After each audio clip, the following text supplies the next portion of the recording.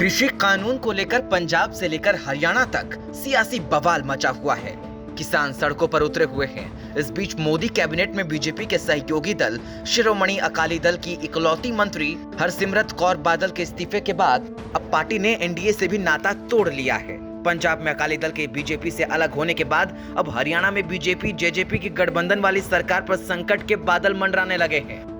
विपक्षी लगातार प्रदेश के डिप्टी सीएम दुष्यंत चौटाला से इस्तीफे की मांग कर रहे हैं, तो वहीं किसान संगठन पर दुष्यंत पर इस्तीफे का दबाव बना रहे हैं। उनको तो पहले ही कर देना चाहिए था, पहले दिन कर देना चाहिए था, लेकिन सत्ता में बैठे हैं। इस्तीफे की मांग की क्या बात है? ये तो उनको खुद जनता मांग रही है उनसे।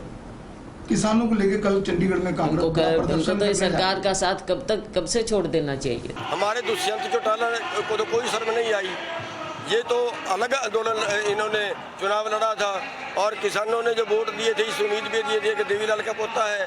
उसने भी कहा था मैं देवीलाल का पोता हूँ, मैं ये करूँगा किसानों के लिए। लेकिन वोट लेने के बाद किसानों की पीठ में छुरा मारा, सारा वोट बीजेपी को बेच दिया। और अब क्या इसको शर्म नहीं आई कि ये भी इस्तीफा दे दे?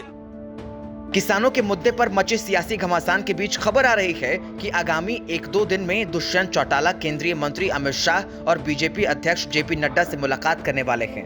बताया जा रहा है कि दुष्यंत चौटाला अमित शाह और बीजेपी अध्यक्ष जेपी नड्डा से मिलकर गठबंधन सरकार के कामकाज और भविष्य के रोडमैप के साथ ही कृषि बिल समेत किसानों के मुद्दों पर भी चर्चा कर सकते हैं। इसके अलावा प्रदेश सरकार में होने वाली राजनीतिक नियुक्तियों, बड़ौदा उपचुनाव पर भी चर्चा हो सकती है।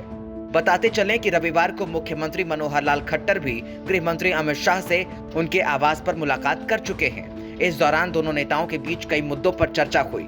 संसद से पास हुए तीनों कृषि बिलों को लेकर राज्य के किसानों के फीडबैक के बारे में भी गृह मंत्री अमित शाह ने जानकारी ली।